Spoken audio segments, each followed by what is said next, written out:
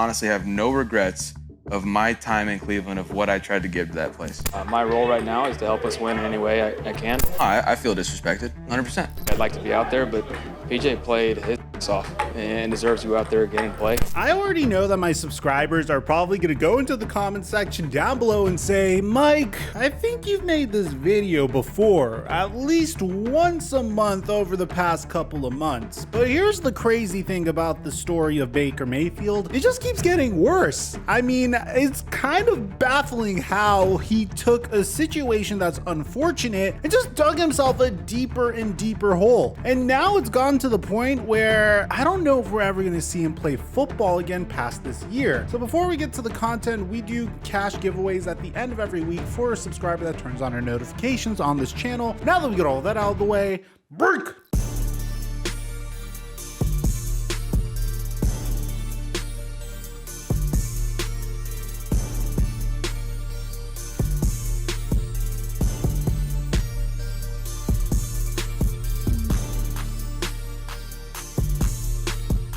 Mic check 1 2 1 2. What's going on, everybody? I know Baker Mayfield is very fun to hate on, mainly because of his cockiness, but to be honest, I find myself trying to root for the guy more than trying to hate on the guy. I try to ignore his cockiness and his rudeness and his sense of entitlement and focus a little bit more on how much he had to overcome to get into the situation that he is in today. Clearly, after what I've seen so far in his career, this is a human being that had no business at all whatsoever being the #1 overall pick in the 2018 NFL draft. But at the same time, I'm also one of the guys that believes that the Cleveland Browns selected Josh Allen with that #1 overall pick. They would have definitely f***ed it up somehow. But needless to say, Baker Mayfield's career has been very interesting to say the least. I mean, when he was drafted, the Cleveland Browns were coming off of yet another winless season, and they still surprisingly employed that same head coach going into the regular season. Halfway through the season, the Cleveland Browns inserted Baker Mayfield during his rookie season, and it resulted in a 6-7 record. Clearly, they hit on their draft pick because Baker Mayfield had 27 TDs to 14 interceptions and threw for over 3,700 passing yards and a 64% completion percentage. With that being said, John Dorsey went all in on Baker Mayfield. Anything he wanted from his head coach, which turned out to be Freddie Kitchens, to making sure he has good wide receivers around him in the form of Jarvis Landry, who was already on the team, and his childhood best friend, Odell Beckham Jr., which was acquired in a trade that offseason. Unfortunately, the Freddie Kitchens hire wasn't it, and Baker Mayfield regressed mightily to a 6-10 record and a 59% completion percentage in his sophomore season. Now, luckily for him, the Cleveland Browns also hit on their next head coach, Kevin Stefanski. He decided that, hey, maybe if we built a good running attack around Baker Mayfield and build our offense around Nick Chubb and later on Kareem Hunt, as opposed to Baker Mayfield, that would give Baker Mayfield significantly more room to be a successful quarterback. And ultimately it worked. Baker Mayfield had one of the best years, if not the best season of his career in terms of taking care of the ball, threw for 26 touchdowns and 8 interceptions and a 63% completion percentage. He also kicked the Pittsburgh Steelers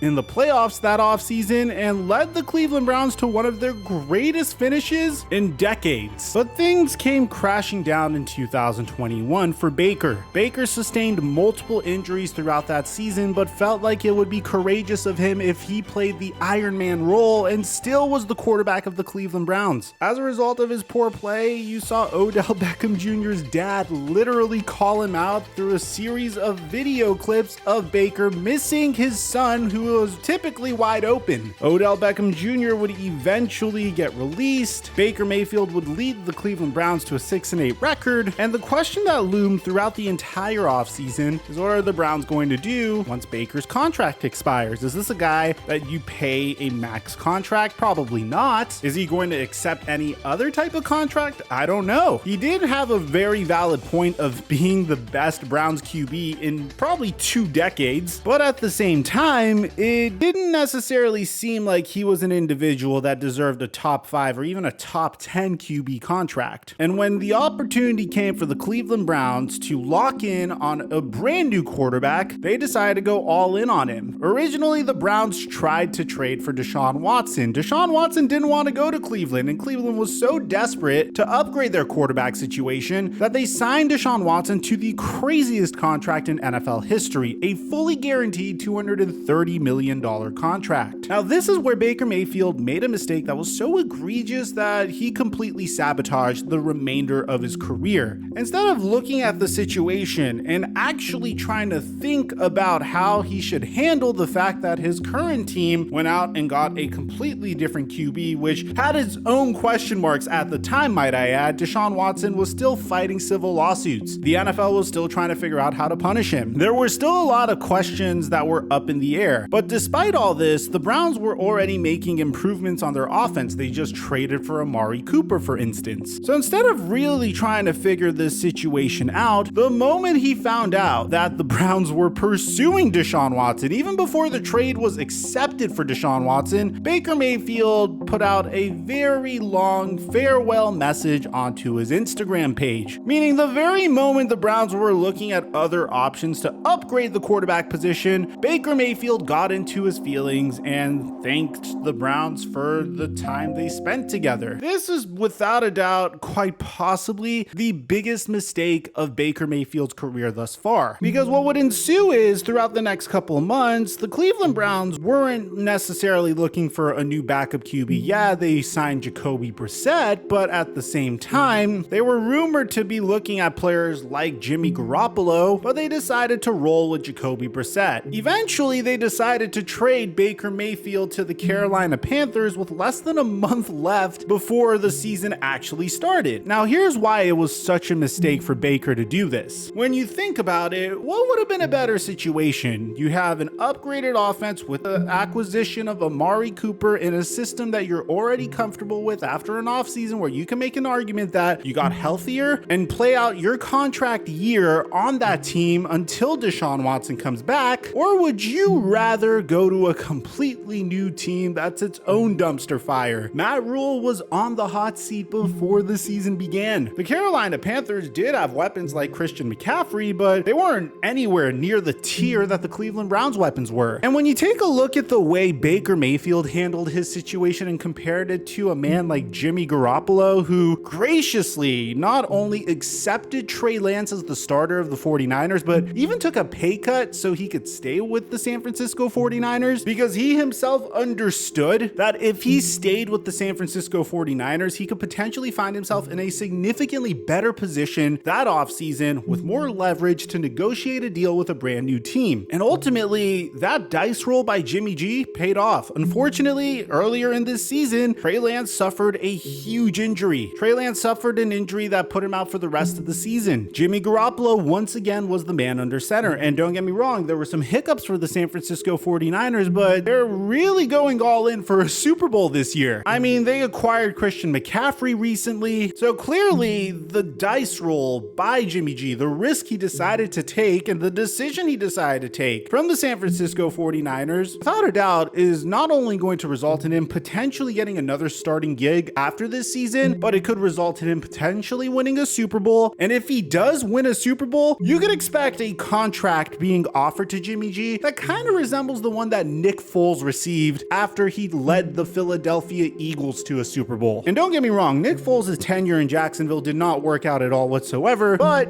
it was a good situation. It was a great contract offer. It was a great opportunity for him to be the face of a brand new franchise. And although it didn't work out, at least he got his opportunity at that point. And Baker Mayfield could have definitely been placed in a similar situation as Jimmy Garoppolo. All he had to do was give up his pride, understand that the Browns were making a questionable decision morally in trying to upgrade their QB position, but not be in his feelings and try to seize the opportunity that was given to him. He'd have way less of a sample size, way less games that he was expected to play, and hell, who knows, maybe he leads the Browns to a crazy good record to start the season and he starts a QB controversy in Cleveland. It just would have made significantly more sense for Baker to stay on the Cleveland Browns as opposed to going to a brand new team, trying to learn learn a new system, developing brand new chemistry with new players. That just didn't make sense to me at all whatsoever. And now he's paying the ultimate price. As if you didn't think this history lesson on Baker Mayfield was bad, wait until you see what he's going through now. The Carolina Panthers have a plethora of QBs on their roster, from Sam Darnold being the starter last year, to their selection of Matt Corral, who's been out with a Lisfranc injury all season long, which I think potentially could have saved his career, to Baker Mayfield, which they recently acquired in the summer and took a flyer on him, all the way to former XFL MVP PJ Walker, who, as much as I love and as much as I'm rooting for, definitely is only on this team because Matt Rule was his coach in college. And props to PJ because he's making the most out of his opportunity, and I really hope he succeeds. But Baker Mayfield, with his lack of preparation, in his haste to become a starter once again on a brand new team, was so freaking bad. I mean, posting one of the worst QB ratings in the entire NFL with a 71.9 QB rating, that the Carolina Panthers opted to bench Baker Mayfield and decided that former XFL MVP QB PJ Walker is their new starter. The team confirmed that Baker has accepted the backup role, which is so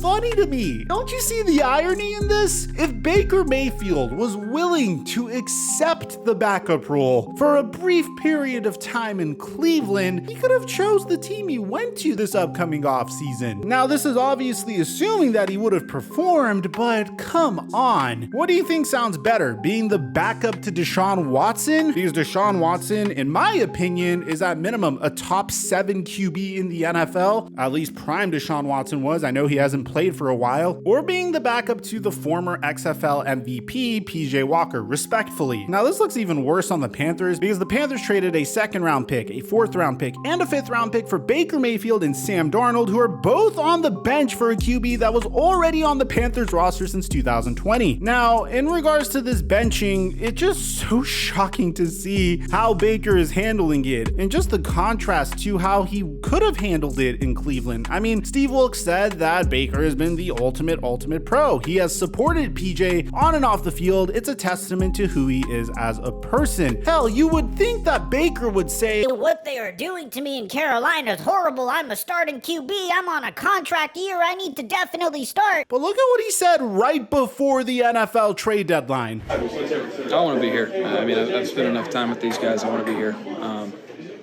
You know, if that's out of my control, it's out of my control. Well, ping pong ball. But just roll with the punches.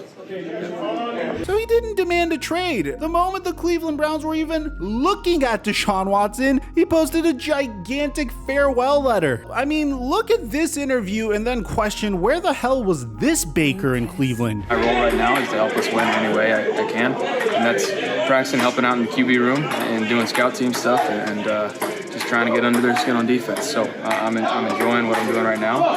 Yeah, like I said, obviously I'd like to be out there, but PJ played his ass off and deserves to go out there and get and play.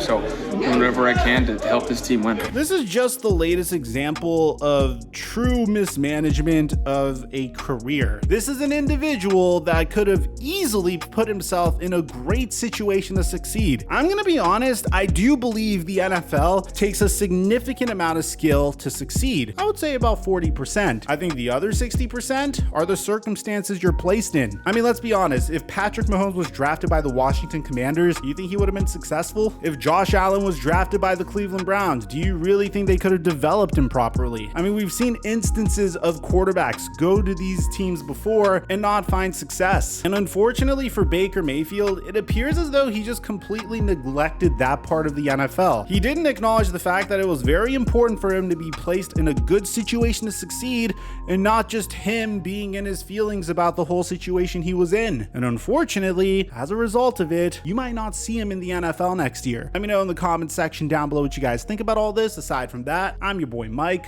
and I'm dropping our mic until our next upload.